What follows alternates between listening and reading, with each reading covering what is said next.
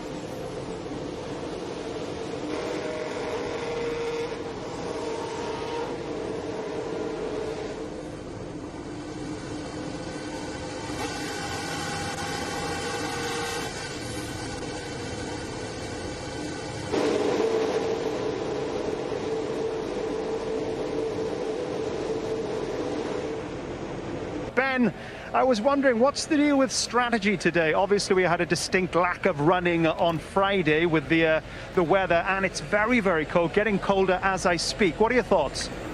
Well, Steve, it is all a bit unpredictable because none of the teams have been able to do a proper race simulation run here this weekend, and nobody's run the hardest tyre of the 3 compounds available.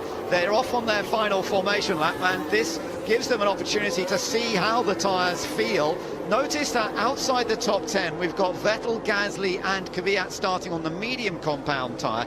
Nobody has gone for the risk of running the hard tyre, and that's going to hurt some of the top teams. They really wanted 1 or 2 of the drivers down at the back to be running the hard tyre so they could get some data, but there will be nobody running it. So if the soft tyre, which the top 10 are all starting on, if it only lasts 10 laps, say, they are worried about these cold temperatures causing more graining on the tyre, then do they switch on to the hard compound tyre that nobody has run? Or do they go for a 2-stop strategy, which might be the safer option?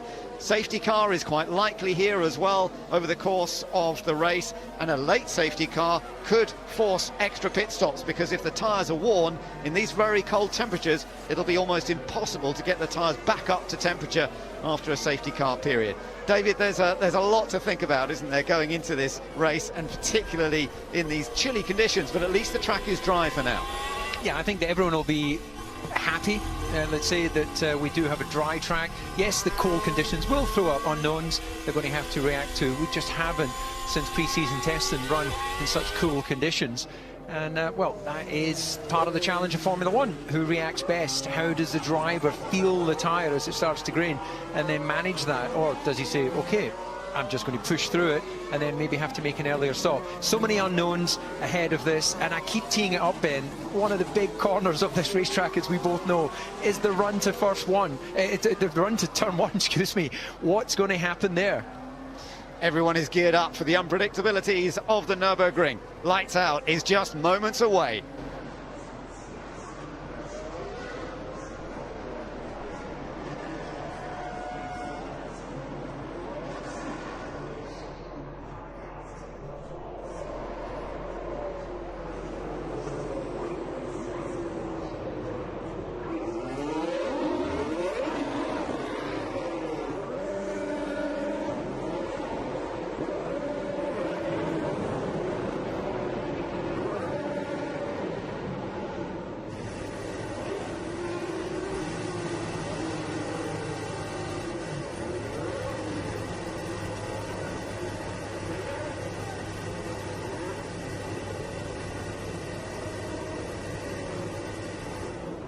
The last few cars are beginning to move into position at the rear of the grid. We've got some sunshine, track temperature 17 degrees, but it's still pretty chilly. Air temperature only 8 degrees. The view from on board, Lewis Hamilton, he's on the inside line running down to turn 1. As we look at it, on the right, we've got Valtteri Bottas. On the left, it's Lewis Hamilton. We're all set to go racing at the Nürburgring. Lights out, away we go. It's a fairly even start, but I think Hamilton got away well. He's going to have a bit of a line down into the first corner. Bottas trying to shut the door on him. Behind them, you've got Leclerc and Verstappen. Oh, the two Mercedes almost touch, go very, very wide. Hamilton has got control, as he know. Bottas gets it back again. Great stuff between the two of them. Verstappen third, and Verstappen might try and take second. No, in the background, Albon having a lock-up and just about getting away with it. I think in front of him is now Daniel Ricciardo. Yes, Ricciardo is in front of Alex Albon, although, oh no, he's in trouble. Ricciardo, what's going on? I think he's still okay. Suddenly dropping back a little bit, but I think he's still all right. Albon now protecting his position from Lando Norris and Sergio Perez. Yeah, that was great aggressive driving from Valtteri Bottas. It looked like it was all over as he went into turn 1, but he was having none of it. He had to get his elbows out. This is where he's been weak earlier in the season, not since his win in Russia. He showed Hamilton he's up for it. Yeah, definitely, and he's actually opened up a bit of a lead here. Look at that advantage on the opening lap for Valtteri Bottas. Hamilton not with him at the moment, as you see Ocon trying to make a move there on Sergio Perez, but it didn't quite come off. So Ocon still defending from Carlos Sainz. There's been a little bit of a juggle in those guys in the top 10. Some of them got away well, some not so well. Giovinazzi's doing pretty well. He's in the back of that little group as well. In the Alfa Romeo, you can just see the number 99 car, the white and red Alfa Romeo. He's had a good getaway. He's in front of Sebastian Vettel. So Giovinazzi up into 11th place, having started 14th. Yeah, important weekend for Giovinazzi. Mick Schumacher was meant to drive the Alfa Romeo in free practice Friday. Of course, with the weather and the postponement, it never happened. but the spotlight on which one of those drivers may make way for young Mick Schumacher. But this opening lap, you can see the cars visibly slower in their reactions from where we last saw them in qualifying, heavy with fuel. And I think Hamilton was a little bit surprised to be a couple of tenths down in qualifying. That opening lap, I think he's like, who is this Valtteri? This is not the guy that I've been racing all year. Yeah, it was a very different Valtteri we saw at turn 1 than we have seen, and he's made a gap. 1.4 seconds the gap to Hamilton already. Then Verstappen, Leclerc and Ricciardo. With great battling going on here as Perez chases down Norris. And by the way, the other racing point of Nico Hülkenberg gained several places on that opening lap. Starting from the very back, Hülkenberg is now in 17th place and is immediately behind George Russell in the Williams. Currently, just ahead of them are the two Alpha Tauris, which did not have a good opening lap at all. Gasly's down in 14th. Danny Kvyat down in 15th place. So there have been quite a few changes amongst the midfield runners, and this battle up here is looking very close at the moment, David, isn't it? We've got Norris, Perez, Ocon and Sainz. They're all absolutely together. Yeah, they were very close in qualifying, and now race trim at the moment is looking pretty tight. You can see that breakaway group, no surprise to Mercedes and the Red Bull of Max Verstappen. Leclerc under a little bit of pressure from Daniel Ricciardo. The Renault has been a quicker car in race pace of late, but that was a brilliant opening lap and a brilliant qualifying from Leclerc yesterday. So can he get through these opening laps and keep the Renault at bay? We're getting into the phase now where DRS will be active, and that of course is then going to open up overtaking opportunities for a car that's within a second behind. Charles Leclerc's hanging on to 4th. Back there you can see Vettel. Let's take another look at the start. Right, brilliant initial getaway for Hamilton.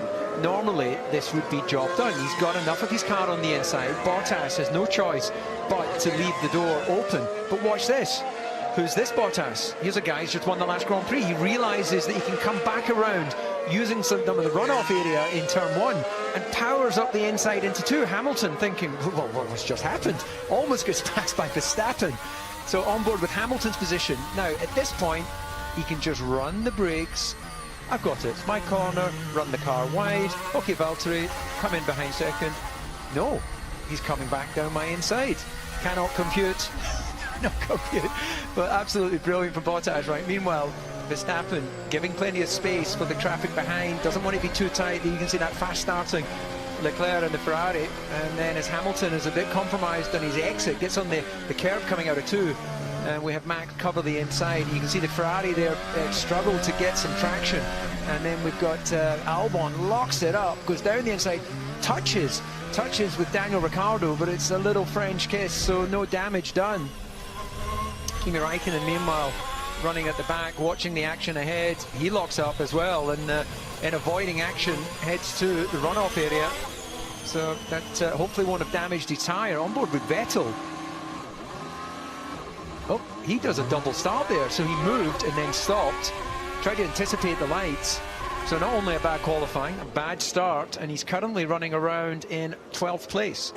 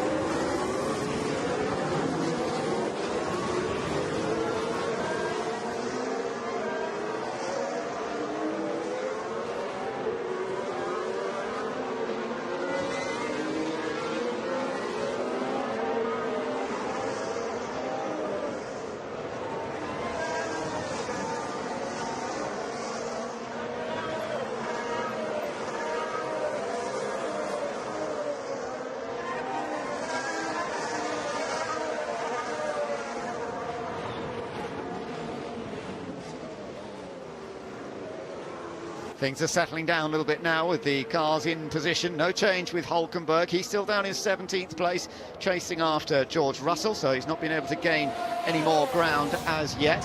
Hulkenberg did start on a set of the soft compound tyres. Sebastian Vettel on the mediums, along with Gasly and Kvyat. They definitely seem to lose out on the opening lap. The drivers who did start on the medium compound tyre, Grosjean as well. He also started on the medium, and he dropped down to the very tail of the field. I got hit badly by some gravel from Kimi, and it's hurting my finger. I don't know. I hope it's not broken. I can't use my left index, basically. Wow, some gravel from Kimi Raikkonen's car going off, hitting his hand, David, and he's got some a real injured finger, he's saying. Yeah, Here comes Daniel, and Leclerc covers, but he runs wide, so Daniel will do the cutback. It will be a straight run up into 2. Leclerc will cover the inside. Daniel will try and cut back again for the braking into 3. Doesn't happen in this lap. Leclerc covers it, but this is just it's just a question of when, really. It's a question of when Daniel sends it, and it doesn't look like Leclerc will be able to do much. But coming back on Grosjean, that is one of the issues. Like, watch on board, look at the hand, it pops out the top of the cockpit.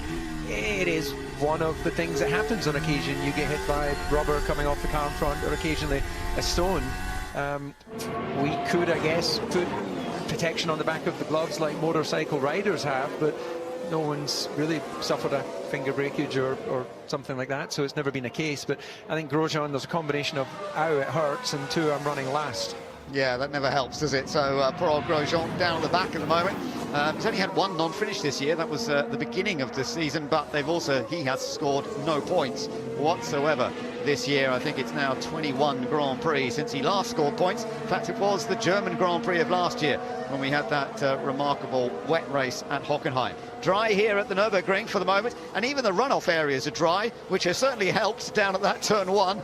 If we had some rain and the runoff area was still wet, then Bottas probably wouldn't have been able to fight his way back into the lead at the start, and Charles Leclerc wouldn't have got away with defending from Ricciardo. But here comes Ricciardo once again. He's really got a good slipstream this time, a little closer, has a little look, but doesn't attack. He's trying to force Leclerc to brake super late, but Leclerc's got it under control and still stays ahead of the Renault. Albon is just behind them. Meanwhile, the gaps up front, you can see Hamilton keeping Bottas honest, and Verstappen doing the same with Hamilton. So a bit of a stalemate there at the front. They continue to pull away at an incredible rate. It's 15 seconds now, the gap to Leclerc from Bottas. So within another 5-6 seconds, then Bottas would be able to pit at will and come out only to face the gearbox of the Red Bull. Gasly briefly got past Magnussen, but Magnussen's got him back again, so that was probably on the run down into the first corner, and so there's no change there once again. Carlos Sainz currently in 10th place in the McLaren. Let's listen to him. Carlos, there could be a very small light shower in around 5 minutes. Very small, very light.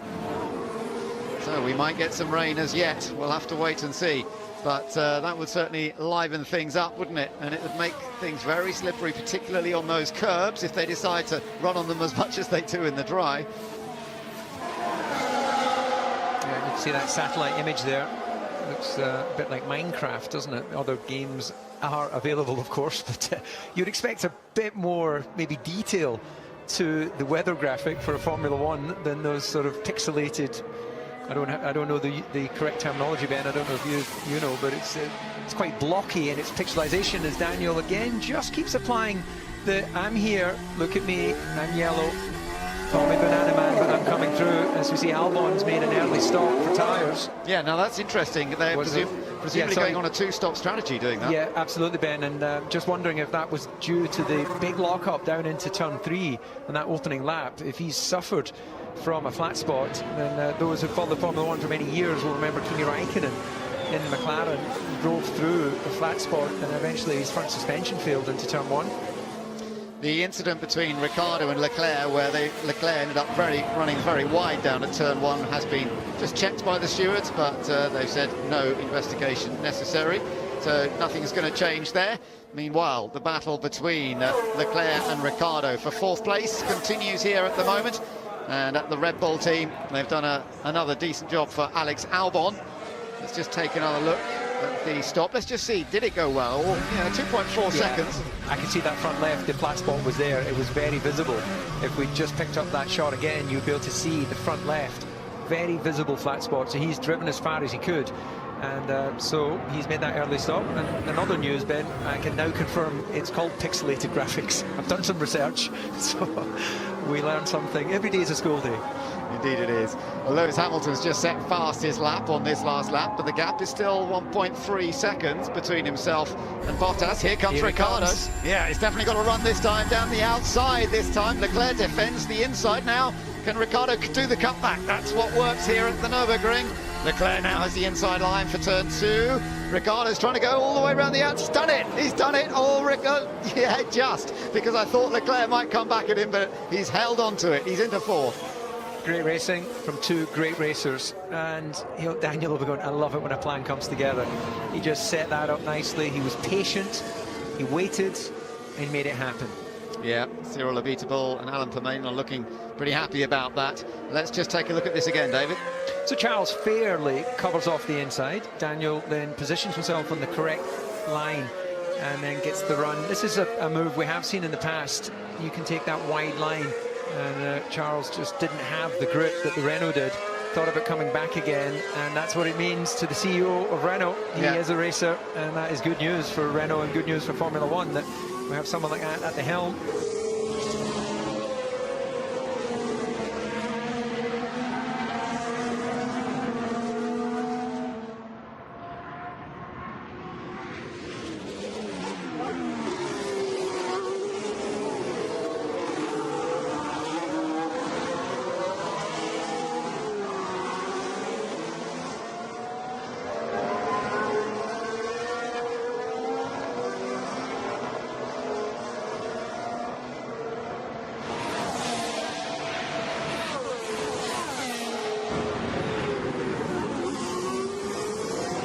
Here we go with Sergio Perez trying to go around the outside here. Oh, can he pull it off on Lando Norris? Lando Norris has now got that outside line that works so well for Ricciardo, almost touching. They just get away with it.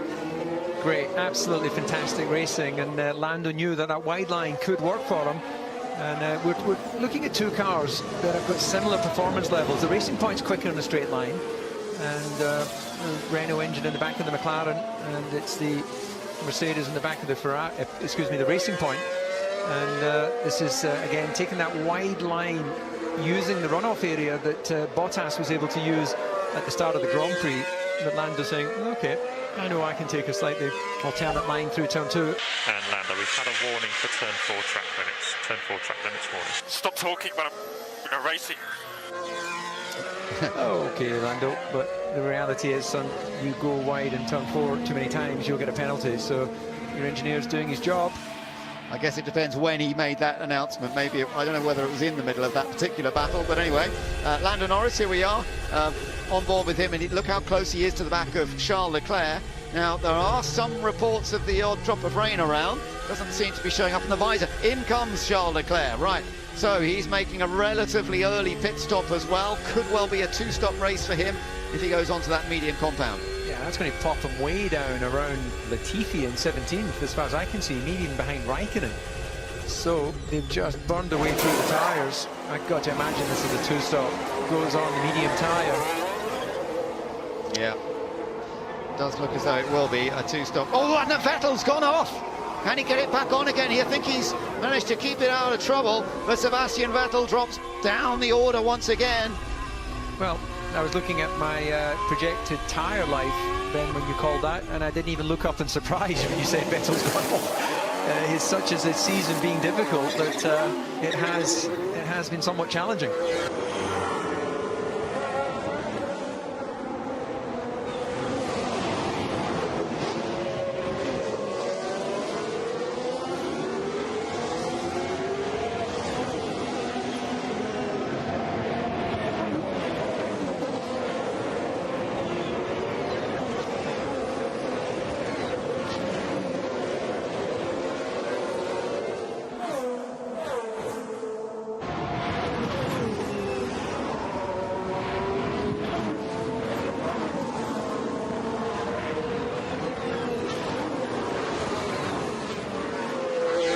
have a look at what happened to Sebastian here, David.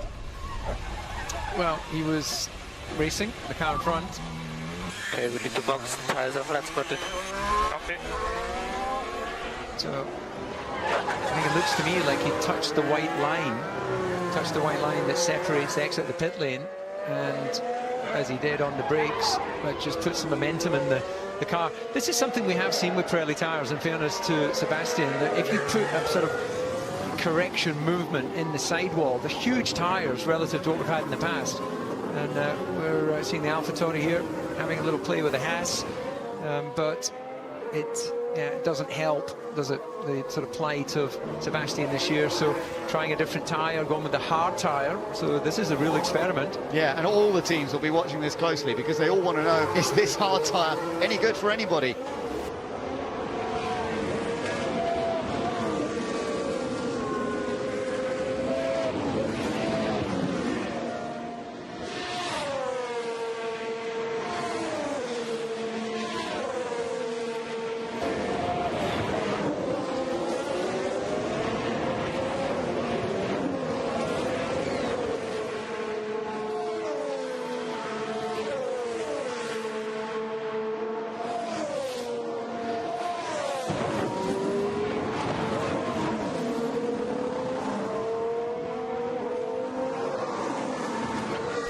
Oh, look at this, side-by-side running, the two, and Hamilton has got in front. Has Bottas made a mistake somewhere? Lewis Hamilton takes the lead at the Nürburgring. Well, unfortunately, we missed the beginning of that, but the TV race director will bring us back to that, I'm sure. And you could see just prior to it, Hamilton had got within a second. And I think, yeah, there you go, Valtteri locks up, runs wide, and then Hamilton goes, well, geez, that was a bit easier than I was expecting. Well, he's a long way back here, so let's see how this works out. Yeah. It manifests itself. He's going to go around the outside of turn 2. There you go. And he has that momentum. And Valtteri, well, self-inflicted.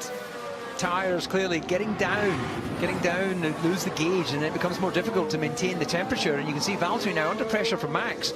I think that Valtteri might have to box this lap. Max is going to have DRS. He is a little bit slower normally on straight line, but the DRS, he's going to put him right there. You go, Bottas is coming in, tyres are flat spotted, so Max doesn't even need to risk an overtake, but he might consider it. A little bit of rain on the camera there as well. Bottas goes really deep. Oh, and we've got a spinner as well. That's Russell, who's had a spin. He's on his way once again. And that's down into turn 1, and you had another moment in turn 2. I think the weather has started to turn, and because of the cold conditions, you're losing temperature from the rubber very quickly. So do you do a Johnny Herbert and put on intermediates now, or do you stay with slicks? You've got to run what the conditions tell you. So Bottas might now be out of sequence, having put another set of slicks on. He might now find himself getting into that horrible situation where if the rain continues, or the spits of rain continue, others will come in for intermediates, and he'll need to then do the same again. So those who are out on track right now, if you fear that they may get some heavier rain, you want to just elongate this first stop. You don't want to pit now. You got a puncture on Russell, so that may well explain what happened. That's a long way round. He's not even down at turn. He's not even down at turn 5. So at that speed, he's going to damage. Oh, there's been contact. You can see damage to the right side rear floor. So I think he's been in a racing incident. The floor was already damaged. And we're going to see what went on here. So we've got the Alfa Romeo, Kimi go down the inside. He's going to T-bone the Williams at some point. There you go. Have some of that. And that's why Russell went around and he's punctured it. So I expect Raikkonen will get a penalty for that. It's racing, but unfortunately his mistake has cost Russell. Rare mistake, actually, in wheel-to-wheel between for Kimi Raikkonen. Usually very clean. Well, Williams boys can be proud of how clean the underside of that car is. Yeah, put a sponsor on there. All very unfortunate for George Russell, and I wonder if they're going to be able to fix the car when he does come back in. Let's have another look. Floor damage, they're not going to be able to do anything, and all of a sudden, woohoo, 2 wheels. Oh my word, what happened there? We gave him plenty of space. Plenty of space. Yeah, well, George didn't do anything wrong. Kimi just, yeah, he's parked it. It's too much damage. Yeah, that's a great shame. It's a non-finish for George Russell here, this time at the Nürburgring, and that is very disappointing. Lewis Hamilton, though, is flying along at the moment. He's just done a fastest first sector, even though these tyres now have done a bit of work. He's on lap 15. Raining a bit heavier, last sector, last few corners.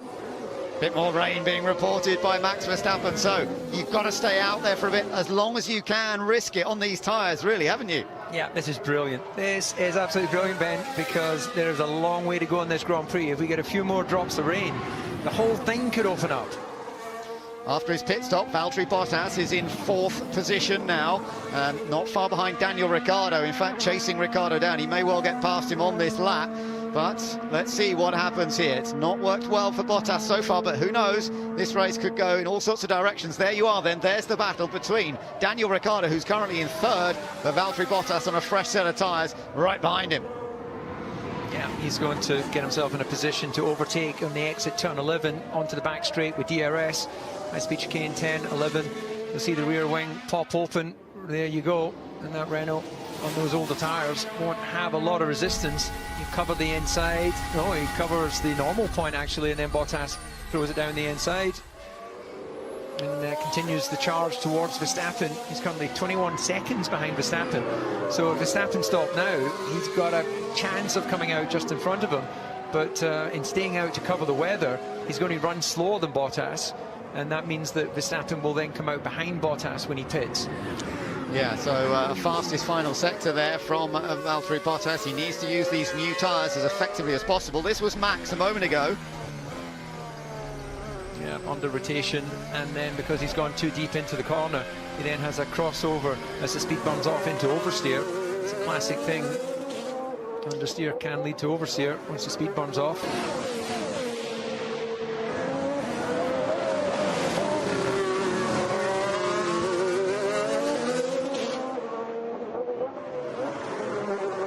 We've got a virtual safety car, so no overtaking now. Virtual safety car deployed. It might be because there is some debris on circuit, I'm not sure. Yeah, but could be Russell's car there. Yeah, see, the marshals have had to come out beyond the barriers there, so they're almost complete in their work already. You can see there they've got the extendable digger. I'm going to pick that car up and take it to safety. This could lead well to positioned from George, sorry. Yeah, this could lead to some pit stops. Hamilton is being brought in, David. He's being called to box. Yeah, because this neutralises the speed of the other cars. If it falls in the right position for you, see Max has come in as well, then if it falls at the right time, which it has for Hamilton, then it just slows the rest of the field down. So slow stop. Yeah, it was slow. I think we're waiting for Verstappen to pass. So we didn't visibly see any issues with the wheels going on. So I think it was just because Verstappen followed him in. So Verstappen will have closed the gap slightly to Hamilton. But if you look at the rest of the field, we've got Bottas isn't in the final corner as yet. So Hamilton and Verstappen will have gained a chunk of time relative to Bottas because of the fact that Bottas has been held at the virtual safety car speed, which is now ending.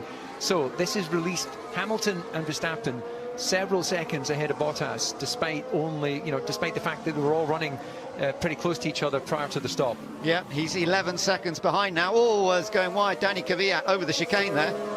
Yeah. Oh! And the front wing's gone, so Contact. Albon moved back across, and as he did, there's been contact. So it'll be interesting to see what the stewards, again, this to me is a racing incident, some debris on the track. We might see another virtual safety car, although Marshall should be able to jump over and grab that easily. Yellow flag in sector 3 because of that front wing debris, and he's going to have to be cautious now with no front wing, no front downforce. It's going to be horrible to drive. Yeah, it'll be interesting to see what the stewards do on that, because there's no question that Albon didn't try and cut his front wing off, and there's no question that we weren't seeing a situation where the AlphaTauri was trying to make contact with the back of the car. This was pretty tight in the run down to the chicane, not giving each other much room. And then you'll see run steep, cuts the chicane, Albon then comes through and past, and then goes to position, and you can see that just that little bit of contact there. So I'd put this down as a racing incident, but our stewards may well decide that Albon needs a penalty for not having eyes in the back of his head. Yeah, it'd be nice to see another view of that, but we don't quite get to see it as Bottas is... What's the trouble with Bottas here? He's being passed by several cars. I have no power, no power. It's like a loophole or something. No power. Copy that. Is there any driver defaults? Stand by, we're looking. HPP default 01. They're trying to get him to reset something on the steering wheel, but he's lost power, and Bottas dropping down to 5th place, and he's still going slowly down the start-finish straight. This has huge ramifications for this year's World Championship. From an early stage of the race where Bottas had the lead here at the Nürburgring, suddenly, David, his World Championship campaign could be in deep trouble. Yeah, you got to feel for Valtteri, and Mercedes and modern Formula One has such high reliability nowadays. It's very unusual. Whatever that issue is that's seen him suddenly lose power, and it's just not deploying all his energy. They've given him some defaults to reset the system, effective Control Alt Delete, but it doesn't seem to be working. If it does, then expect a comeback from Bottas. He's got the pace. Well, this certainly opens up some opportunities for some of the other drivers, doesn't it? Lando Norris currently running 3rd, yet to make a pit stop. Going well on this soft tyre from the start. Into the pits comes Danny Kvyat with no front wing, so they can change that pretty quickly, and hopefully there's no other damage to the car. They'll also change the tyres. They're going to put him on the hard compound. This is a rehearse. They rehearse this kind of change of front wing quite regularly in their practice pit stops, and that was nicely done, I have to say. Yeah, slick work. It was a total stop time of 10 seconds.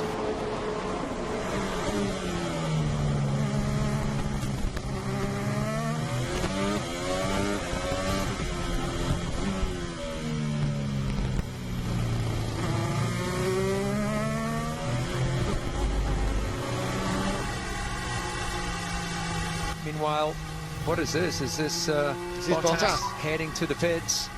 Box. Slow enough, we're going to retire the car. Oh, this is so disappointing for Valtteri Bottas. It's the first non-finish for Mercedes in 2020.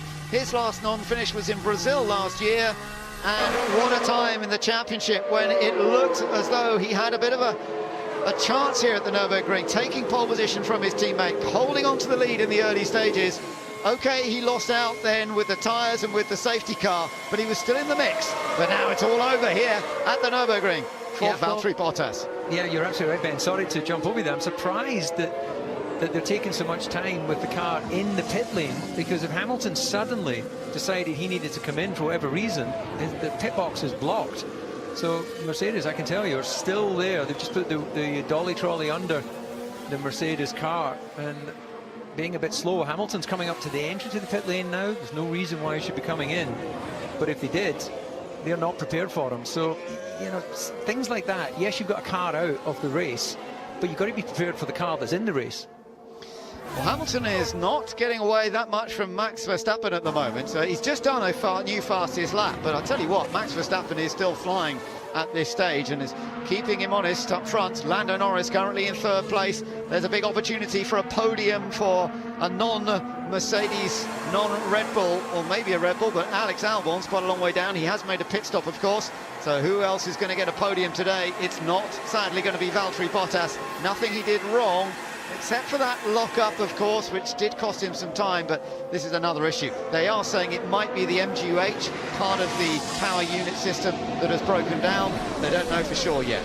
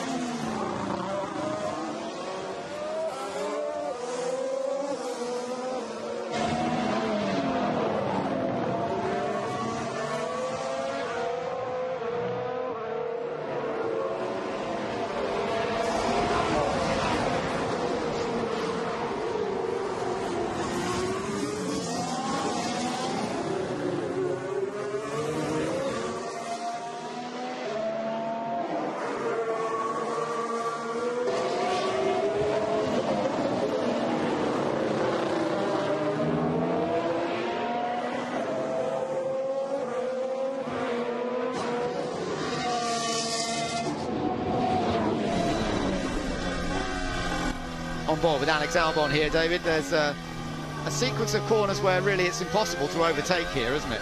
Yeah, there's he'll just be playing the game of trying to position himself for when he exits turn 11 onto the back straight. Wonderful long hairpin, takes a tighter line, gets some cleaner air across the car, up through the high-speed chicane. Just listen in. Absolutely flat in modern Grand Prix cars with the big wings and tyres, and then the next two corners really will be a positioner. And then we're seeing a replay of Kimi picked up the slipstream here, DRS as well, throws it down the inside, and then thinks, oh, not as much grip as I thought. Bang, that's the Williams, which he didn't intend to do, but he's been given his 10-second penalty. He won't complain about that. You know, at the end of the day, he's completely destroyed the race of George Russell. Well, he's taken the record for the number of starts in Grand Prix, but sadly he's now picked up the penalty as well. Derek Warwick, part of the crew in race control this weekend. Alex Albon still not quite close enough, but he's having a little look up down the inside. Oh, I thought they were going to hit then, but they just about get away with it. Remember these two, Pierre Gasly and Alex Albon, swapping between teams at Red Bull and AlphaTauri over the last couple of years. It's always a big rivalry between them. They both want to prove their best. They do indeed. Look at that front right. See the witness mark? You see the flat spot? That little lock up there tears the surface. You get a localized heat spot, and he had it at the beginning of the Grand Prix and made that early pit stop. He's now got it on the front right. So will this mean another early stop and a second stop? So it launches it from a long way back, under rotation, just misses contact. Good awareness by Gasly, wasn't it? Yeah, Gasly's the real deal, isn't he? He's learned from his Red Bull experience. They raced me so hard. This is Formula One, what do you expect? It's like a boxer complaining, the other guy's punching me. And he's pulled off some great moves, Albon, but Ocon going a bit slowly there. What's going on with Esteban Ocon here? Yeah, he's retiring the car. Oh, not again. He's been out of luck, Ocon. He had a brake problem in Mugello quite recently, and things are just not coming together for him. Oh, I lost something. I don't have braking, and the gears are not working, guys. That's me, hydraulics. Yeah, absolutely. With brakes and gearbox, it sounds more like a hydraulic pressure problem, doesn't it? Charles Leclerc in 9th place now. The Ocon's come into the pits, and that brings Hülkenberg up into 10th position. But I do feel for Esteban Ocon, things just not really going his way at the moment, and he's been unlucky on reliability as well. So Esteban Ocon's car being picked up and removed to the garage. Tough day for him. Let's hope that Daniel Ricciardo can bring something back for the Renault team. He's still running in 6th place. All of these retirements, it definitely throws open opportunity for some of the minor runners to pick up some points today. Alex Albon has been given a 5-second penalty for that collision with Danny Kvyat, David. So stewards seeing that was a move. It was a tricky one, wasn't it? Yeah, I think that's harsh, and it reflects the fact that probably not many of the stewards have ever driven a race car. I don't know who the driver steward is. Derek, I think it's Derek Warwick this weekend. Yeah, well, with great respect to Derek Warwick, it's been a while. Well, they're obviously feeling pretty strict today to give Albon that 5-second penalty, and it's certainly not going to help his chances of being the one to get a podium today. So who is going to get that final podium position? That's going to be fascinating to see. There's some real opportunities for the likes of Lando Norris, Sergio Perez, Carlos Sainz, but also Daniel Ricciardo, because he's on a slightly different strategy to those that are ahead of him at the moment. So Ricciardo still has an opportunity. In comes Albon. He'll have to do his 5-seconder now, and obviously, as you said, with that flat-spotted tyre, they've decided to bring him in for a pit stop as well. Coming in actually much below the speed limit. This looks like, to me, could be a retirement. Yeah, he didn't even come in on the pit limiter. He just cruised into his box. Meanwhile, Hamilton at the last chicane, nice and tidy out front, 3.4 seconds ahead of Verstappen. Continues to run. Yep, they're retiring that car. He'll take the 5 seconds at his leisure, having a cappuccino.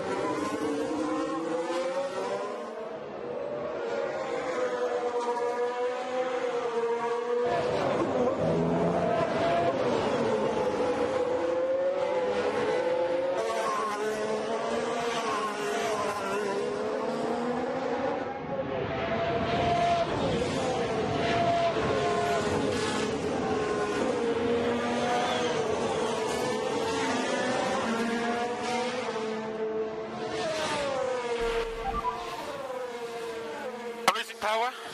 Something's happening. I've lost power. Okay, we're looking now. Drivability is terrible. Keep going. No deployment. It's getting worse. Okay, Lando, we see a sensor issue. We see a sensor issue. Keep going. Yeah, Formula One in the cold just doesn't seem to mix. Yeah, that's right. We're seeing a lot of... This takes us back to Austria at the start of this season, where we had cars breaking down all over the place. Oh, this is really worrying for Lando. He's got a new power unit in this weekend as well, because his second power unit failed on him. They had to change it overnight. No penalties, because you're allowed 3 power units throughout the course of the season. And default 0-3. Default 0-3. Confirmed. Not any better. They're wondering if it's a sensor issue, whether they can get rid of that sensor and then clear it all up, but he's not happy with it. Still staying in front of Perez at the moment, though, isn't he? Yeah. It may only be a small drop-off in deployment. So we'll need to track that. But he's got, what, 2.3, as you mentioned, to Perez behind. Looking at the first, that sector time, he's just dropped 3:10 to Perez. So it's not a big, whatever the issue is, it's not a Bottas-type issue. So he's busy trying to drop another 6/10 in the middle sector. So he's going to be vulnerable to Perez down into turn 1. Yeah, we know that Racing Point works well in a straight line anyway. So Sergio Perez here, closing up on the McLaren of Lando Norris, which is clearly not at 100% at the moment. Is he going to be able to pick up some pace here? 1.5 seconds the gap as they come across the line. He's not going to be close enough, and Lando does seem to be picking up a bit more performance again. In the background, you've got Carlos Sainz and Daniel Ricciardo. Ricciardo, who made that earlier pit stop, but McLaren are clearly pushing for a one-stop race, whereas Daniel's likely to have to make a second pit stop, and unless he gets past them quickly now and pulls away, then I don't see how he's going to have the performance. He's going to have to do a lot of overtaking late in the race, Daniel Ricciardo, when he makes a second pit stop, if he's still to have a chance of getting onto the podium.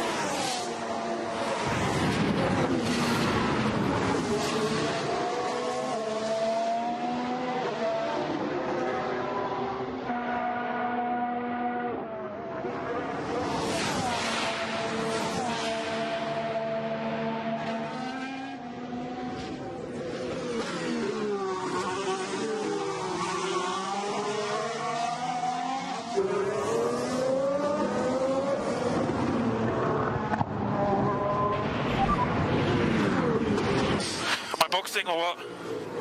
Multi H7 position 6. Multi H7 position 6. Let's keep going for now. But Perez is boxed. What am I going to do against that? Perez is still behind. Perez plus 1.5. My bad. Must be going blind. Now there's a little bit of a move going on for Charles Leclerc, having a little look down Gasly, inside of Gasly. Can he pull it off? Looks pretty good for the moment. Yeah, he's done it. So Charles Leclerc into 7th. That was tidy. Nice racing there. So Leclerc is, I don't think, going to put any pressure on Daniel Ricciardo ahead of him, but he's working his way into some reasonable points.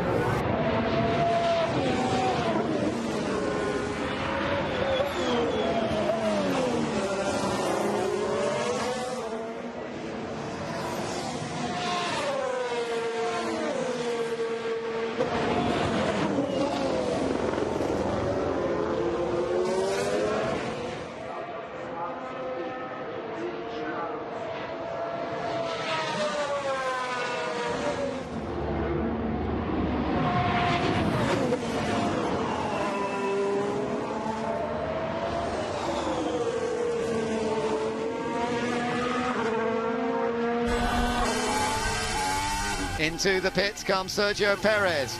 in this battle for third place that's on today with McLaren and with Renault, who's going to emerge on top. Perez comes in, hoping for a quick stop, but also in is Carlos Sainz. Yeah, this will bring him out behind Hulkenberg, who's running around in front of Grosjean, assuming this is a tidy stop. Yep, tidy enough. You can see the Racing Point have their pit box set up at a slight angle. Instead of being parallel to the actual pit wall, they have it sort of pointing in towards the pit box, because that's the more natural position. When you're further down the pit lane, you don't manage to get your car straightened up. As we see Gasly and Hulkenberg having their battle. I think that's Perez, excuse me. Yeah, Perez, who's just come out with Gasly, isn't he? So yeah. Tricky situation. Gasly will want to try and defend that as much as possible. So Perez did get in front of Hulkenberg. Yeah, that's right. Hulkenberg just coming out of 4. Perez on those fresher tyres should be in a position to get a pass on Gasly, who's a much older rubber. You won't want to lose much time here behind Gasly. It will cost him performance. Now, here we are back with Lando Norris once again. Is he going to be coming in? It's getting worse. A big loss of power now. I got no power at all. Okay, we're checking, keep going. And default 03, default 03. It's still bad. And he's coming in for tyres. These tyres have done well though, David. Soft tyres gone to half distance in the race. Yeah, that radio transmission I don't think was real time that we were hearing, because there was no indication from him he was boxing, and there was no indication from the team to box. So I think that was earlier in the lap. They are going for a standard stop, putting him onto the new softs. Great stop, actually. That was better. 2.4 seconds. That's one of McLaren's better stops of the year. Yeah, that's been one of their Achilles heels, isn't it? And Andreas Siegel has been just frank and very open in the areas that they need to focus, and that's one of them. But that's a very big step forward in their human performance there. Great pit stop. Very good pit stop indeed.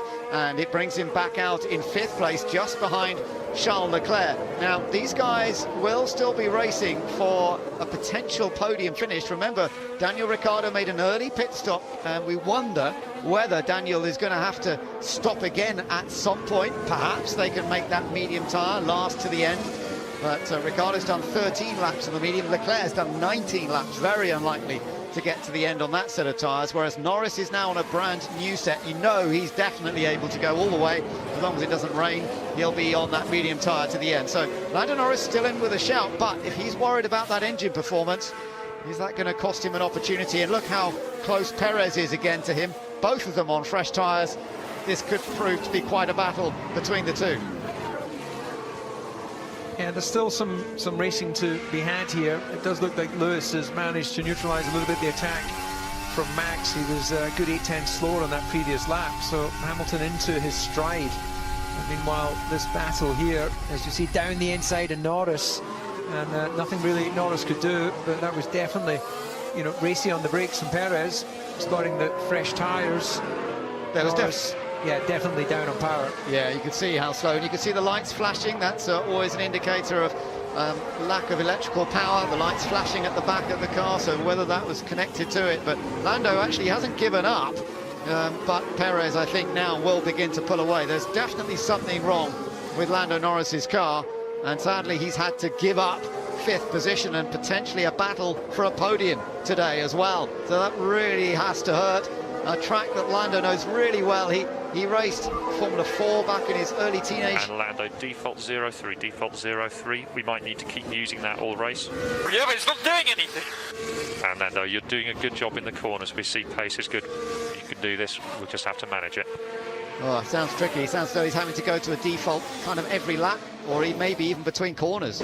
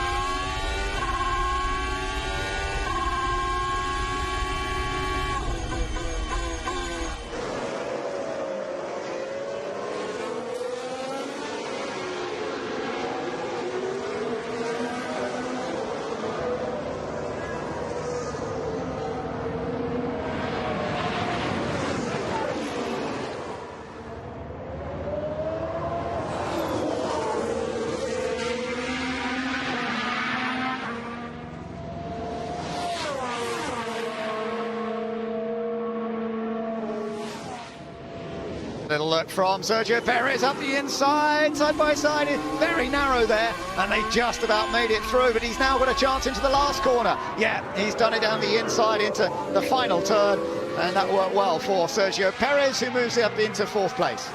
Yeah, well, all that little battle, though, as we've got Leclerc with DRS, is going to come back at him, but this fighting for position is helping the Sainz and the McLaren behind get closer to them, so it's great fighting spirit, but Leclerc has to try and work out whether he genuinely thinks he's got the pace to keep Perez behind to the end. If he does, then of course he's got to do what he's doing. If he thinks this is just a couple of laps of fun and then he'll end up losing position anyway, then you've got to keep an eye on the bigger picture, and that's Sainz and Norris right behind. That was pretty smart thinking by Leclerc, I think. He almost let Perez through on purpose to make sure he got DRS, didn't he? Now let's see what Sainz has been doing here, catching Norris. Norris pulls over, lets him through, so team instruction. Yeah, that's straightforward and understandable for Norris. Now this was the move. Yeah, it was all a bit too late, wasn't it? So Leclerc gave him space, but he didn't really get the pass done on the way in. Used superior acceleration on the exit, and then Leclerc used the benefit of DRS down the inside. So good entertainment, good fun. Let's see where that ends. Yeah, Perez is still in the hunt there, still chasing him down, but the Ferrari is currently in 4th. This was where he went for the move last time, and he's going for it again up the inside into the chicane. He's got further ahead this time. Yeah, of course, now Charles Leclerc will get DRS again, so Perez needs to get this last corner absolutely spot on, get a better exit. Oh, look how early he was on the power there. Yeah, I think he's managed to well, Leclerc will have DRS, but I think he's managed to break the real slipstream. Yeah, Leclerc isn't managing to come back at him now, so we'll see Perez pull away, and then Leclerc's attention will turn to Sainz. I have to say, David, that the track layout's really helping the racing here this weekend. I know in the past sometimes the Nürburgring didn't always deliver great races, but it's working well with these cars. Yeah, well, DRS as well is something that we haven't always had the benefit of around this circuit. But there's a theme, isn't there, Ben, that where you have wide entries and or wide exits, then you do get the opportunity to invite overtaking. Where you have sort of uniform entries and exits in terms of, you know, the racing line, then it's no surprise you end up with lead, you know, follow the leader.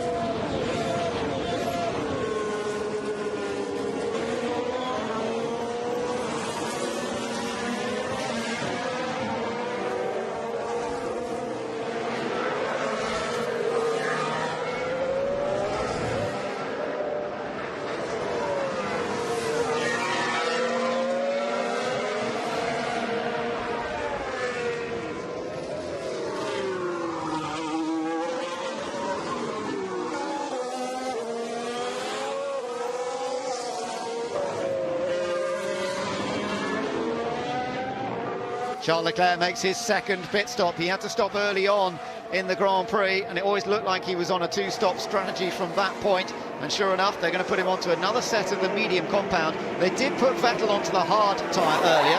Vettel's been doing a respectable job, but I don't think it's shown the hard tyre is necessarily the one to go to. Not the fastest of stops either, at 3.3 seconds. But you can see how he's now dropping down that order. There's that group of Giovinazzi, Vettel, Raikkonen coming past him as he rejoins. So that pushes Leclerc back down into 10th place. Now on a fresh set of tyres, he should be able to get past them quickly.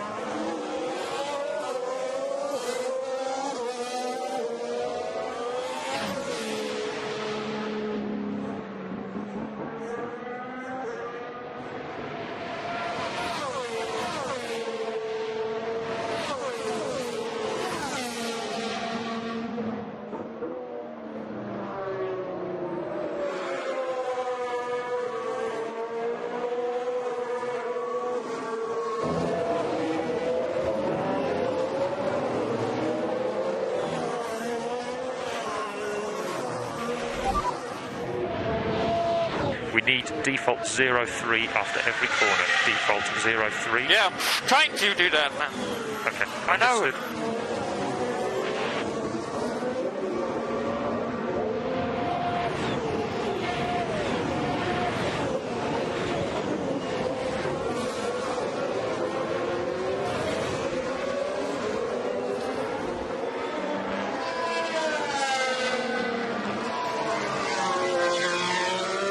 Classic slow motion shots here at the Nürburgring. We've seen these for many, many years. And Hamilton's still looking pretty comfortable out in front. He's 8 seconds ahead. Look, he's about to lap Lando Norris for 6th place. That's how far ahead the top two are. Hamilton and Verstappen lapping up to 6th place now.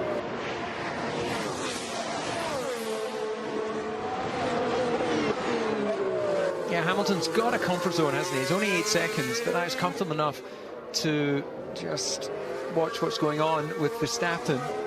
And no visible signs of graining, maybe a little bit on the front right. You see a slight change of colour on the tyre, but Verstappen 58 seconds behind Ricciardo. So Hamilton, unless he's got any real concerns in those tyres, can wait to see if Verstappen pits.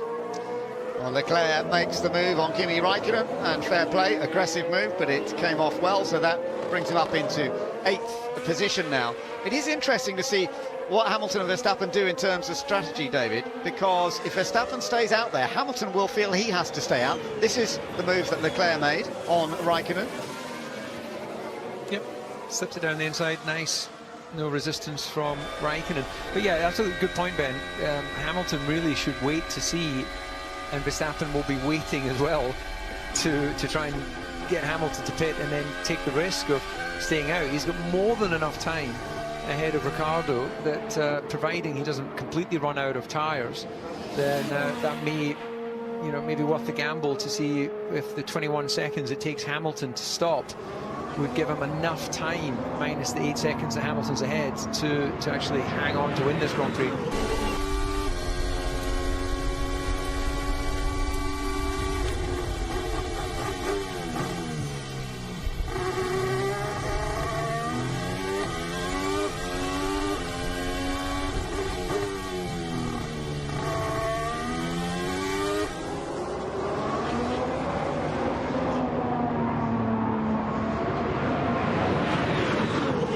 Leclerc now, by the way, just making the move on teammate Vettel. Don't hit each other. They've done it enough times over the last year and a half. Thankfully, it just goes cleanly, and Leclerc is now into 7th place. But yeah, tyre-wise, running it right to the end could be a gamble for Lewis Hamilton. So we'll see how that one pans out. Still 20 laps to go. Yeah, what will happen as they continue with the tyre wear, you'll get to the point where you just physically can't keep the heat in the compound. And well, this was a racy pass from Leclerc. I think Vettel wasn't expecting to have to turn away again once he'd run through the apex. Nico Hülkenberg making a move as well. Yeah, gaining a position. So bringing himself back up into the top 10. Nico Hülkenberg getting past Kimi Räikkönen. And at the moment, both Alfa Romeos are struggling a little bit, down in 11th and 13th places now.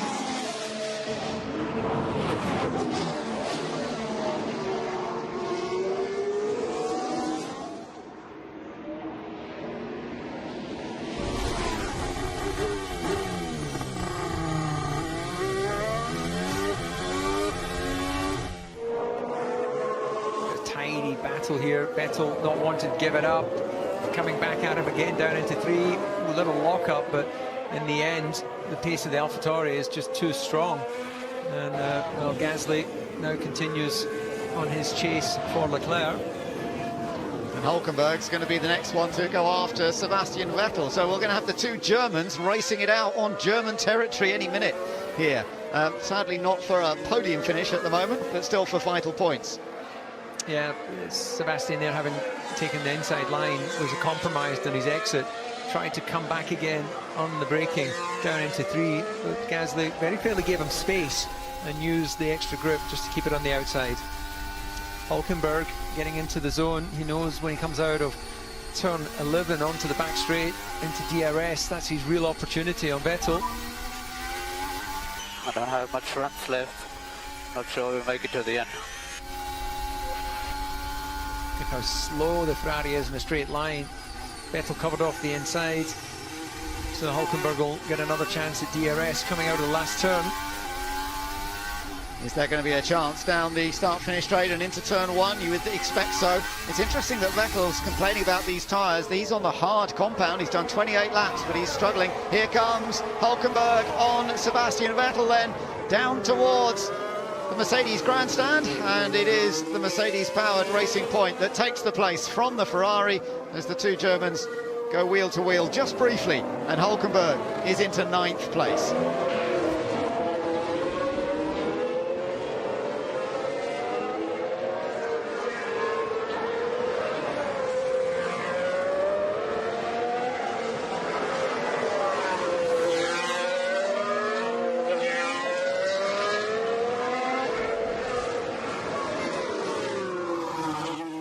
Perez is really going quickly at the moment, David. Looking at the lap times that he's doing, he's actually lapping faster than Lewis Hamilton, and that means within 11 laps, according to the graphic there, as you can see, he's going to be in striking distance of Daniel Ricciardo, who's on tyres that have now done 25 laps.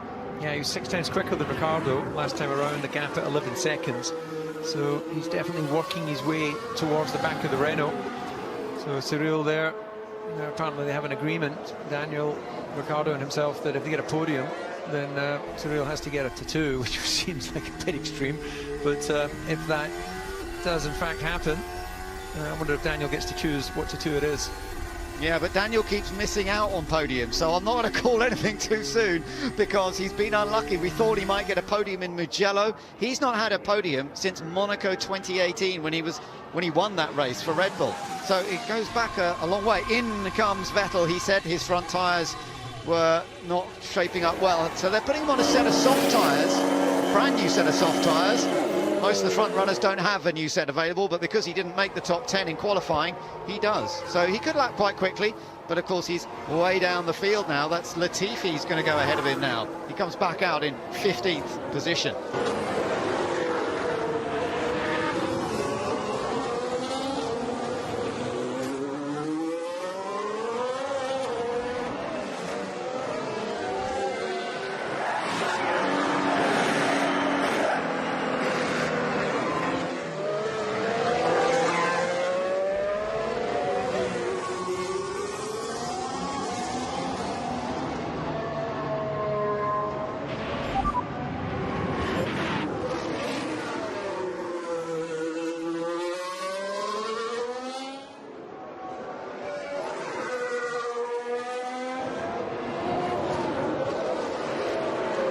Real chance for Sergio Perez to take a podium finish for Racing Point. So you're still catching Ricciardo about 7/10 a lap, catching Ricciardo 7/10 a lap. Currently your pace is fastest with Hamilton, so you and Hamilton same pace? That must be a nice thing to hear. Yeah, absolutely. All of the evidence of Perez's performance this year, none of it suggests that he should be replaced. And yet he's got no seat for next year at the moment, has he? There was talk that he might end up with a seat at Haas or Alfa Romeo, but in the last couple of weeks there's been no real sign that that is happening. Yeah, Racing Point, which will become Aston Martin, have really put all the chips on former full-time champion. Lando Norris, is this to do with the power unit problems he's been suffering, or is this something else he's pulled off? Yeah, he's definitely driven the car there. So he's found a gap in the barriers. So that is, I believe, just at turn 5, just before 6 on the left-hand side. So that should be okay for the marshals to recover. As meanwhile, as he gets out of the car, Perez has just gone fastest man of all in the middle sector. So he's responded to the team information. And he's taken a second out of Daniel Ricciardo on the last lap. So the gap down to under 10 seconds. Red Bull getting ready for Max. Is this a dummy? To try and get the the Mercedes guys. You see he's got his spare nuts there, just in case they have any issues. Lando Norris is out. Great shame. This is his first non-finish of the year. So a couple of people getting their first non-finish of the season. Valtteri Bottas, Alex Albon, official first non-finish, and now Lando Norris joins the group as well. Very, very disappointing. And little fire going on below that bodywork. Yeah, that's a bit of a worry. Yeah, so the exhaust there. So that's suddenly, that'll eventually ignite on the carbon fibre. There's a yellow flag at this stage, but no safety car or virtual safety car. It's in a relatively safe place, but let's see how it all went wrong for him, David. So this is coming out of turn 4. Just listen. Yeah, he's lost drive, gone to neutral, and then looks up, looks for the white marker board, and the orange marker board there, which denotes where there's a gap that the marshals can get the car through. Okay, safety car deployed. Right. Interesting. Yeah, very interesting. Yeah, Daniel Ricciardo had just pitted. So where will that bring him out? Is this really a full safety car, or are we seeing a bit of Hollywood Formula 1 playing out? Well, he's taking advantage of the safety car period. I think you'll see Hamilton and Verstappen coming in as well. They are due around the top of the... No, I think Hamilton... Is he coming in? Yeah, Hamilton will come in. He has to come in. Yeah, he's headed to the pits. We'll see Verstappen come in as well. Sainz has also made his pit stop. There you go. That is Carlos into the pits. So he's been a bit out of luck at McLaren a few times this year, but it's Lando Norris on this occasion. Hamilton has made his stop. Neither of them as fast as some of the stops we've been seeing. And Max Verstappen coming in at that limited speed as well. They did a 2-second stop earlier. Yeah, that was good. So Hamilton, Max will get out in clean air behind Hamilton. Now Perez is now in front of Ricciardo, but on older tyres. So once they all bunch up behind the safety car, then we'll have Perez leading this Grand Prix, followed by Ricciardo. Hamilton still leading this race, followed by Max, followed by Perez, and then Ricciardo on fresher tyres. Is that going to be enough? Yeah, Hulkenberg's headed in the other racing point. He goes on to a set of softs. I think that's a good chance for him to deliver a few more points at the end of this race. So that's going to be fascinating. Comes back out over the line just ahead of Giovinazzi, which was pretty crucial to be ahead of him. Perez has been brought in. Oh, this has really hurt him, David. Sergio Perez, where's he going to come back out? It might be behind Sainz, I think. Or will he be out in front of him? Maybe just in front.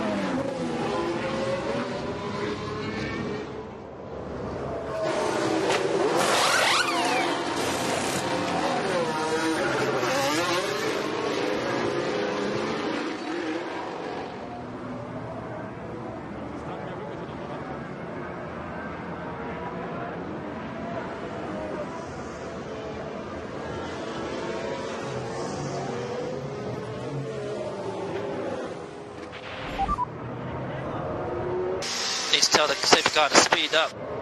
Copy, Lewis. I think this is going to take a while to get the cars to bunch.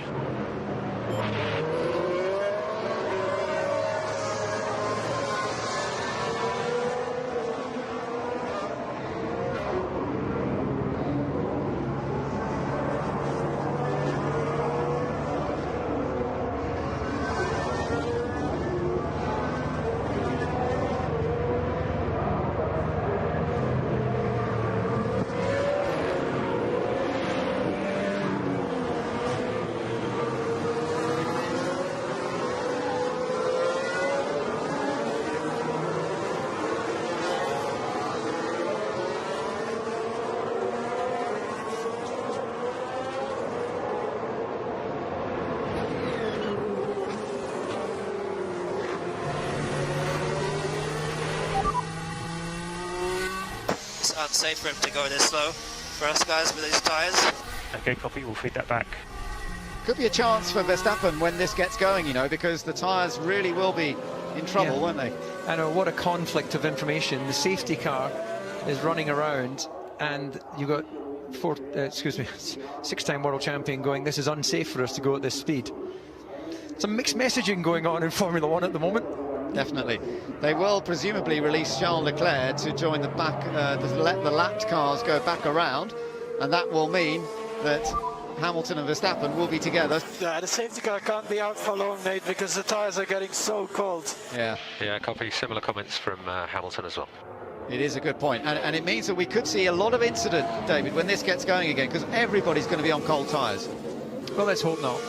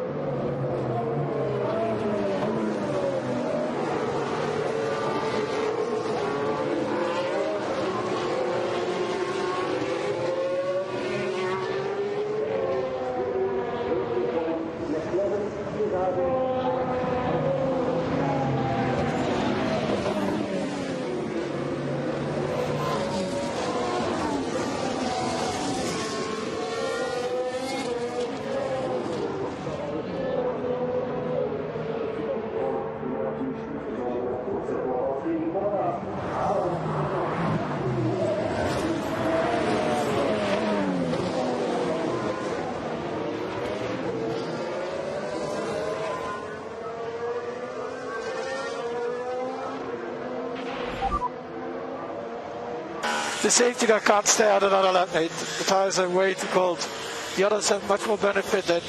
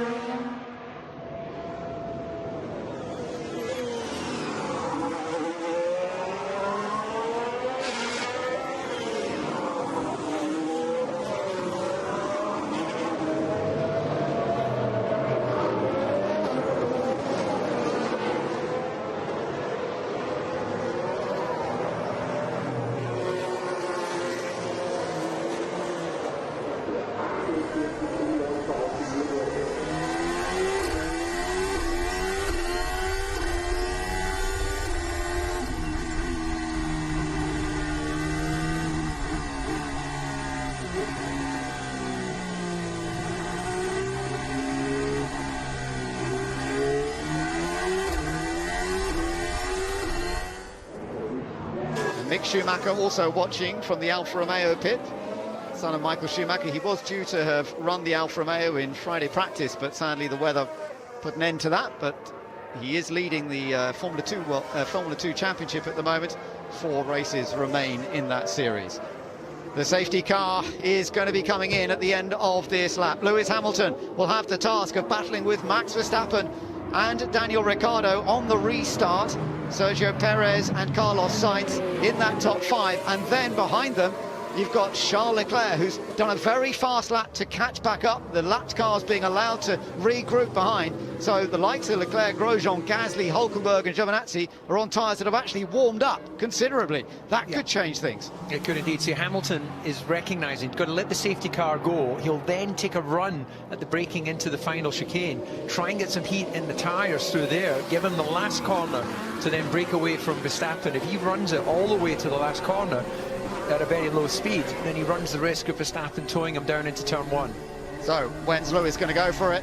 He's going to choose in a moment. Here he goes. He accelerates as they come up towards the chicane and into the corner. Beautifully done, judging how much grip he's got. So difficult on cold tyres behind the safety car. So easy to make a mistake. And there's a little mistake there from Max Verstappen, as you can see, locking a front tyre.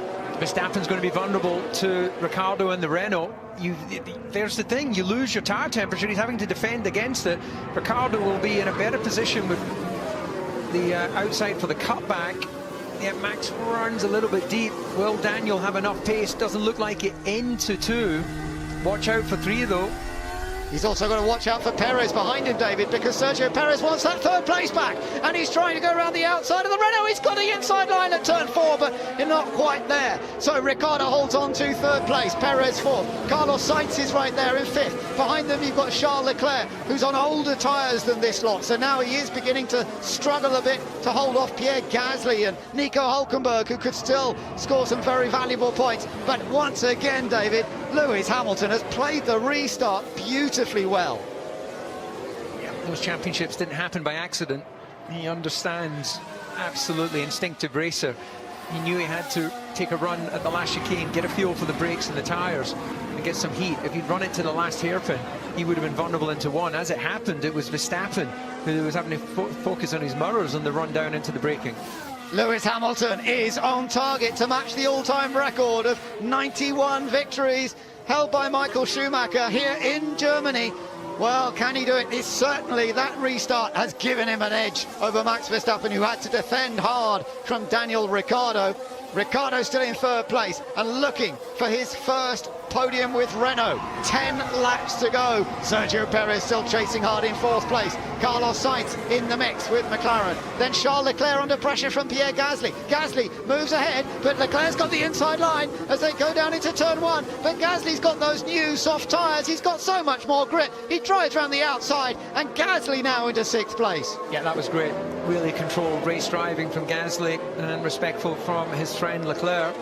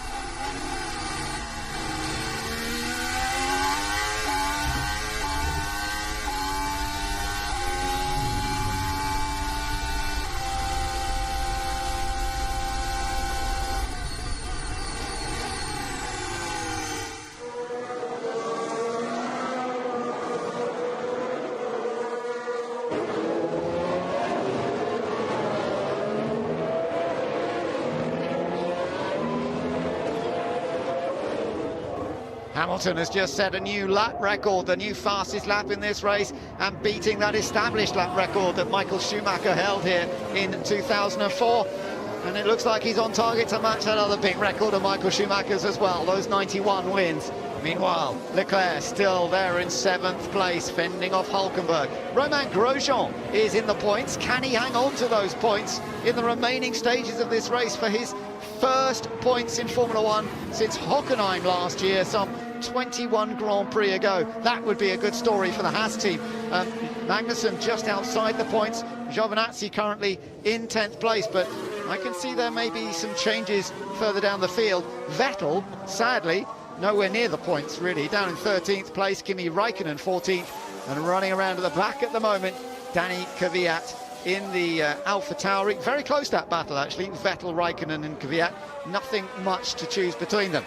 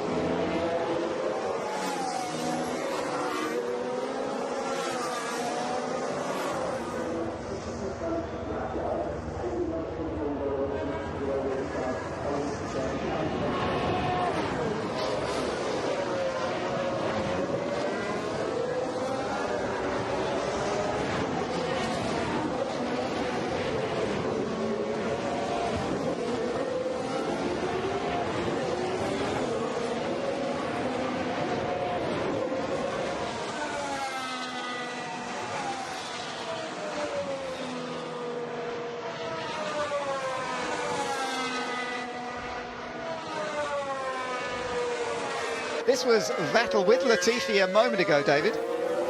Yeah, Latifi defended the inside line, ran Vettel as wide as he could through one. But that was good instinctive racing there from Vettel. Credit where it's due. He reacted to the Williams closing down the door, and then you saw Raikkonen trying to follow him through, but didn't manage to do it at turn 3.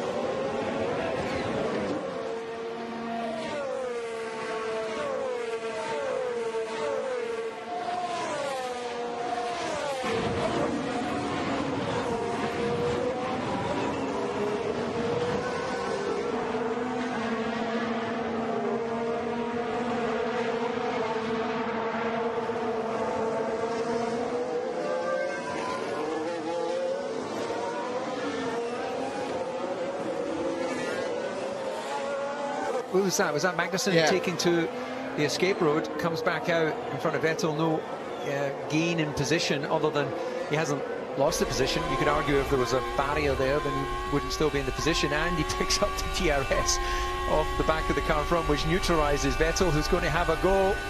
He's having a go down the inside, Sebastian Vettel, and he's made the move. As long as Magnussen doesn't cut back on the exit, which he might well try and do. We've seen it happen a few times here. He is still running round the outside. There's a touch. Vettel doesn't give him room and gets the place. You know what, Vettel, he's just had enough, hasn't he? As Magnussen comes back again.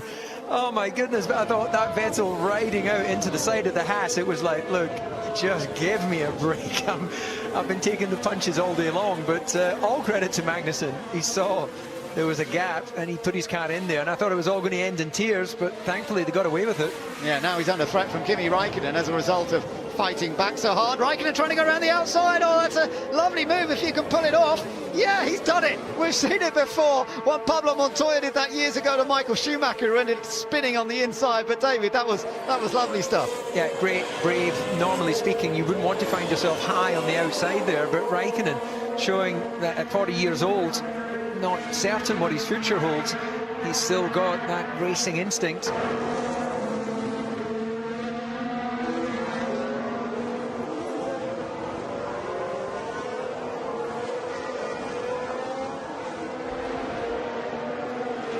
Let's have another look at the fun and games. Yeah, that was just the Haas overdoing its braking. But actually, in fairness to Magnussen, he would have been temptation to try and just blat his way through the runoff area and gain more than what he'd lost. Okay, I saw him very last second. Didn't have anywhere to go. Yeah, sure. You saw him last second. You were battling with him side by side. I know, that's just covering the bases, but it was fine. Look, it was absolutely fine. It was good wheel-to-wheel action.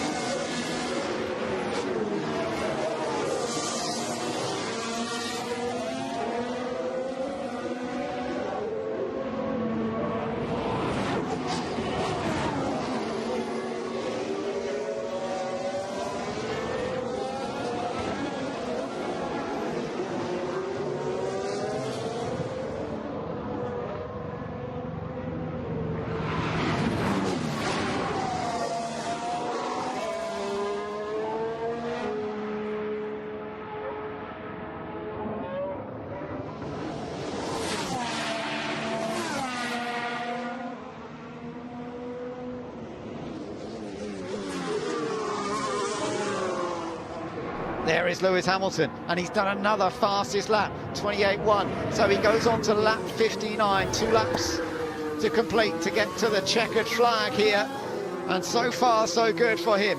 Daniel Ricciardo still holding on to that third position for now. Looking good for Renault.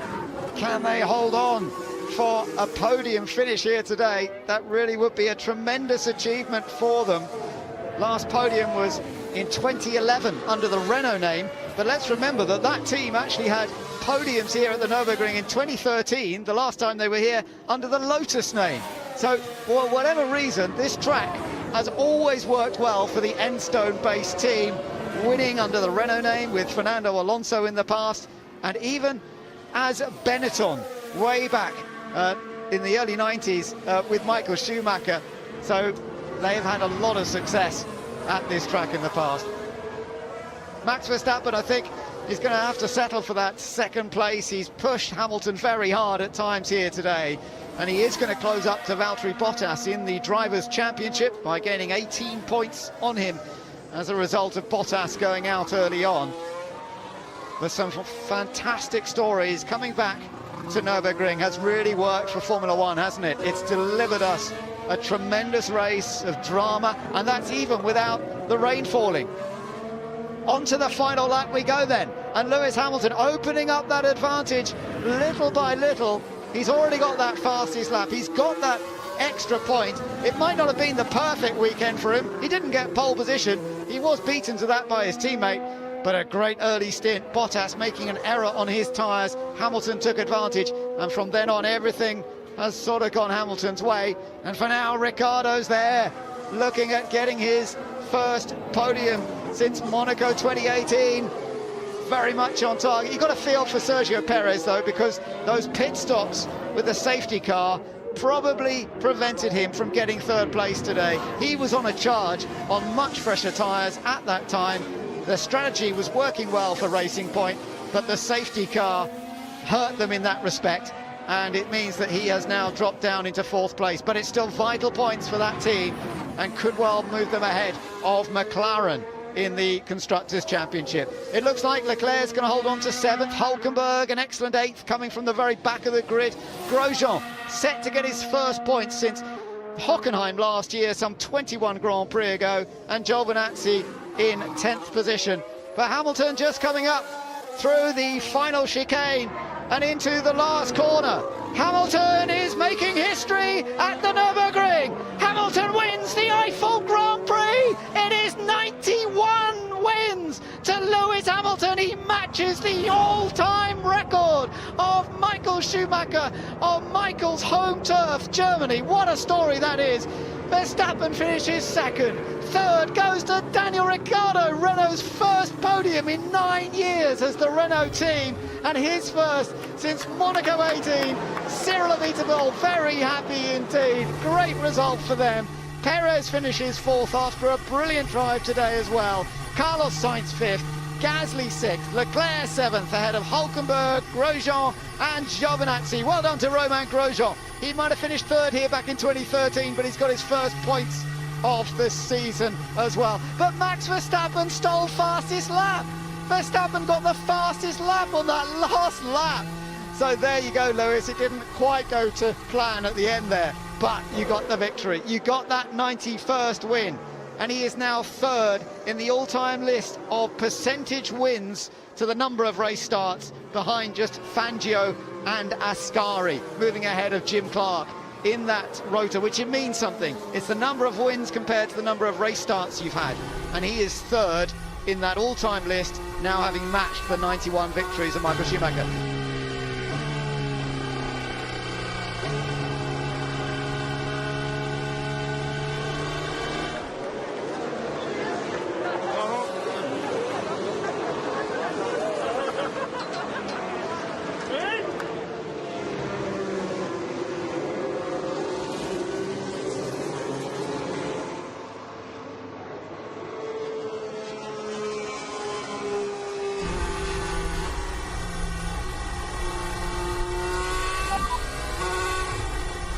Now, Lewis, what a drive, mate, in such difficult conditions. That was just awesome. And Verstappen just picked us at that fastest lap just by 6 1/1000ths. Yeah, I see that. They're getting fast, man. We gotta keep pushing. But what a result. Thanks so much for great communication and hard work, everyone. It also built up his championship lead considerably with his nearest rival, his teammate Valtteri Bottas, failing to finish the Grand Prix today. It means that Lewis is on target very much to wrap up the championship early on. It's not just yet. We've still got 6 races to go, and that is plenty of points on the board still to come. But nonetheless, that is a big advantage in the championship now for Lewis Hamilton. He takes victory at the Nürburgring, the second time that he has won at this circuit. It's the first time that Mercedes have won at the Nürburgring in the modern era, backing up the victory that Juan Manuel Fangio had on the old circuit back in 1954. The 7th win of the year for Lewis Hamilton. And Mercedes' 11th win with the W11 car. This car is proving to be a real gunner. It's fantastic. It has performance and pace at every single venue that we go to, and Lewis Hamilton has delivered superbly today to match that all-time record.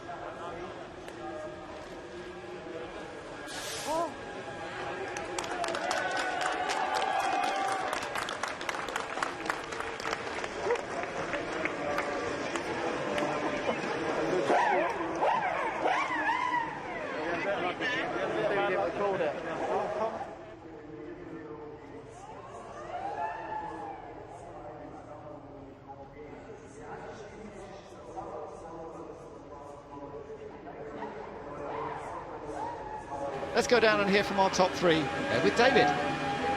Max Verstappen, second place, but crucially that fastest lap right at the end there. So it was tight with you and Lewis. Safety car played a part, but they were just too quick for you today.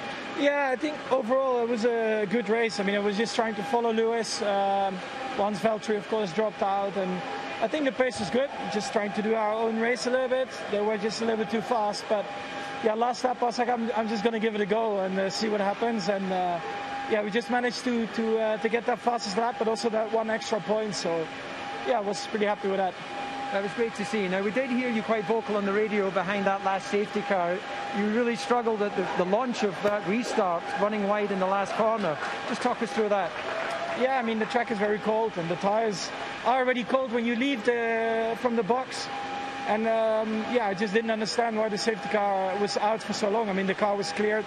I understand they want to bunch up the field, but it's pretty dangerous with these cars when the tires are so cold. So yeah, we'll look into that. But anyway, we finished second where I think we belong today, and that's the most important. Okay, well, enjoy those podium moments, Max. Congratulations on the second place and the fastest lap.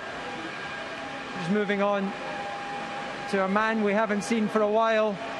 Daniel Ricciardo, welcome back. 2018 was your last podium. You had to work for that one. Yeah, it's been a while. It actually, to be honest, it feels like the first podium all over again. I think it's been two and a half years or something, and yeah, the feeling is it's really nice. It's fresh. So wow, just so happy, and obviously to see everyone as well. You know, we've all waited a long time for this. So yeah, I think everyone's going to soak it up. Yeah, over my shoulder we had the entire Renault team there celebrating. We see your teammate Ocon just to the left as well. So this is a big moment for the team as they build towards the future. Now, also a big moment for Cyril. We've got to talk about the tattoo. Apparently you have this agreement where if you get a podium, he has to get a tattoo and you get to choose it. Is that real, and what are you going for? Yeah, so it's real. It's real. It's going to happen. We'll have to do some thinking now, but probably something to do with me. But I think with a German flavour. This is obviously the place we did it, so a little tip of the hat to something traditional in Germany as well. Right, excellent. Well, go and enjoy that moment. Daniel, welcome back. Thank you. Thanks. Well done. Lewis, congratulations. Before we get into just what a record equaling this victory that has been, let's talk a little bit about the race itself. Now, you didn't make it easy for yourself, did you, down at turn one? We didn't expect Valtteri to come back at you as hard. Can you talk us through the start? Yeah, we had a good start, got up alongside Valtteri, and we both understeered into this corner, so tried obviously to give as much room as possible. And then he was in my blind spot, so I didn't know where he was after that. So I moved his wide to the outside. He came back. He did an amazing job, and I was like, I remember coming out of that corner thinking, good on you, man. That was, I'm impressed. That was good. And after that, I just had to make sure that I tried to hang on to him for as long as possible, and I managed to look after my tires really well. Where I could see he was graining his front tires, so I knew, you know, the next couple of laps were the time for me to push, and then he had the lock up. So yeah, but it was not an easy race at all. The Red Bulls are so fast. Max drove extremely well. I think the one place and chance he had was at the restart, but I managed to pull a nice gap. But you can see their pace at the end. We've got a serious fight on our hands. You wouldn't want it any other way, though, would you? No, absolutely. I'm telling you, I'm knackered. So. Well, Lewis, we have to recognise that this is your 91st victory. You equal Michael Schumacher in that achievement, and we have something that I think will be fitting of recognising this special moment. So if you look to your left, Mick Schumacher, Michael's son, is going to present you with one of Michael's helmets. Congratulations, and this is from behalf of all of us. Yeah, great achievement, really. I'm honoured, man. This is the race home from 2012. Thank you so much. It's such an honour. I really appreciate it, man. Thank you. Yeah, that is a beautiful moment, and that's one of Michael's Mercedes race helmets. What does that mean for you, Lewis?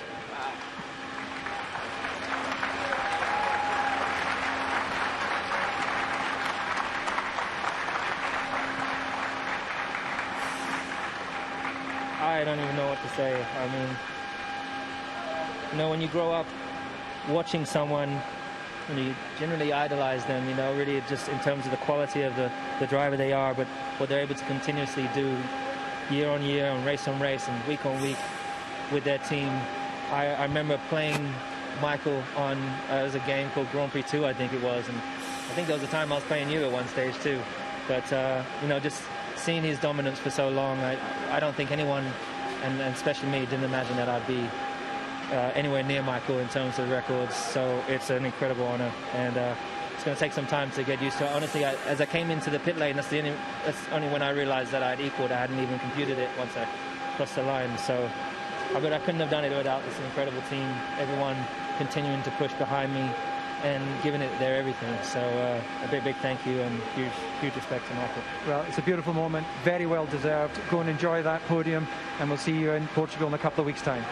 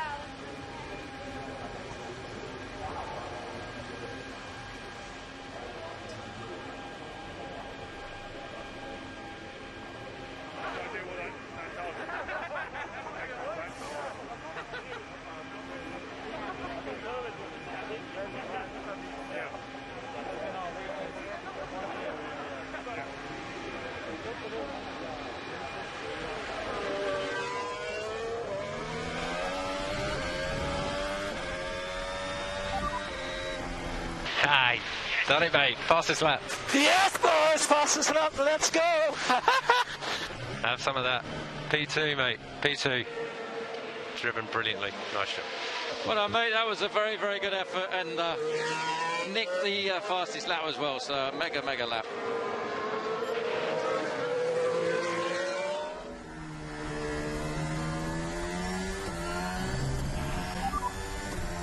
Is that a podium, boys?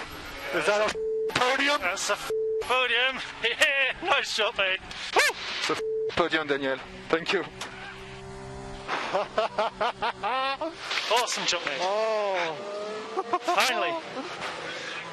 Persistence pays off. SC.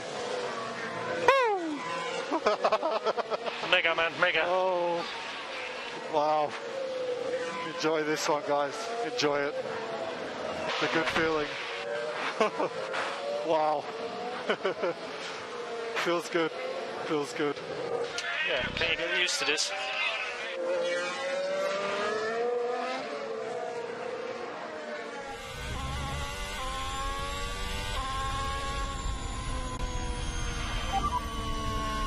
I know it doesn't mean much for you, but you now hold officially the record of the most race started. So very proud to see this moment. See you later.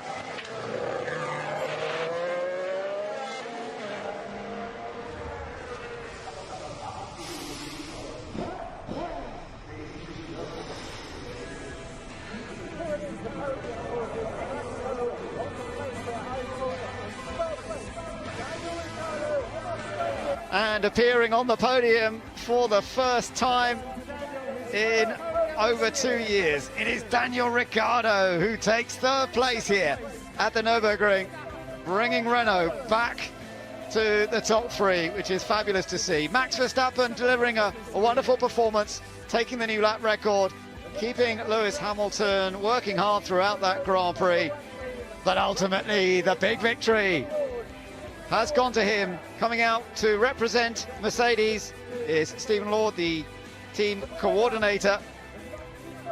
But here he is, the man with 91 wins, to match Michael Schumacher, whose crash helmet he holds. Lewis Hamilton, the winner here at the Nürburgring.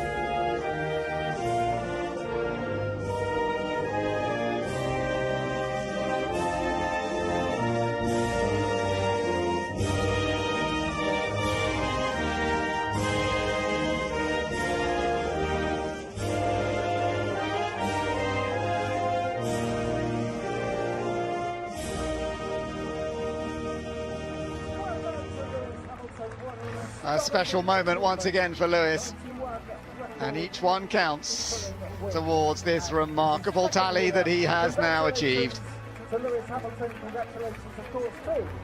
This circuit has worked well for him in the past as well, and it worked brilliantly today. Stephen Hall picks up the trophy for Mercedes, but it was a sad day in some ways for the team, losing Valtteri Bottas, and you can almost see that in Toto Wolff's eyes. He hates it when they have a down time like that. Max Verstappen picking up the trophy for second place. Another great performance for Honda. They're still here at the moment. And Daniel Ricciardo taking that first podium with the Renault team, a team that he will only be with until the end of this year before he moves to McLaren. But how wonderful that they have been able to work together to achieve this all-important podium. It's been a huge day in Germany with Lewis Hamilton's record-breaking or record-matching attempt, and it proved beautifully executed as he took victory today over Max Verstappen and Daniel Ricciardo. So many stories from the Eifel Grand Prix, and still 6 more races to go in the 2020 World Championship. What an enthralling Grand Prix with an historic outcome. Congratulations, Lewis Hamilton.